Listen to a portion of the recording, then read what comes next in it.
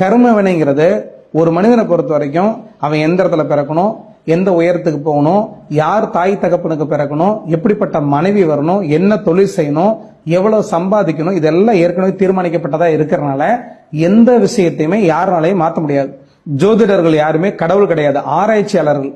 ஒரு ஜோதிடரா இருக்கிறவர் நாளைக்கு நடக்கக்கூடிய சம்பவத்தை சுட்டி காட்டலாம், ஆனா சம்பவத்தை தடுத்து நிறுத்த முடியாது.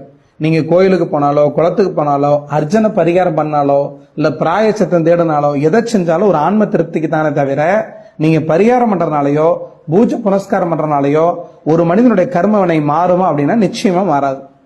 தவம், யோகம், தியானம் இப்படி தன்னையே மறந்து, தன்னிலை மறந்து ஒவ்வொரு கணமும் விழிப்புணர்வோட யார் வாழ்ந்துட்டு இருக்காங்களோ அவங்களுக்கு கர்ம வினைங்கிறது பேசாது.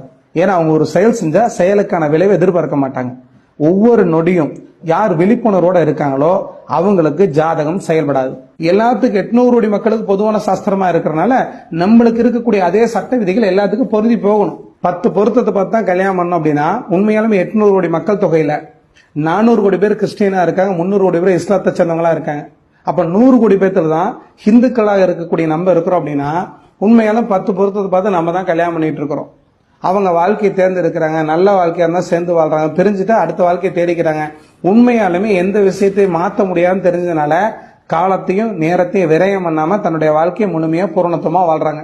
ஆனா நம்மளை பொறுத்த வரைக்கும் வாழ்க்கையில வாழ முடியாம இருக்கிறதுக்கு என்னென்ன சாக்கு போக்க தேட முடியுமோ அது ஏதோ ரூபத்துல ஜோதிடம், ஜாதகம், சாஸ்திரங்கிற பேர்ல தேடிக்கிட்டு நம்ம வாழ்க்கையை நம்மளே வீண் பண்ணிக்கிறோம். எந்த விஷயத்தையும் மாற்ற முடியாதுன்னு தெரிஞ்சுக்கிட்டும் கூட நம்ம வாழ்க்கையில ஜோசியரை நாடி போய் நம்மளோட வாழ்க்கையை அடமான வைக்கிறோம். உண்மையாலும் உங்க வாழ்க்கையில நீங்க எதுக்கு பிறந்திருக்கீங்களோ அந்த விஷயத்த மட்டுமே பண்ண முடியும்.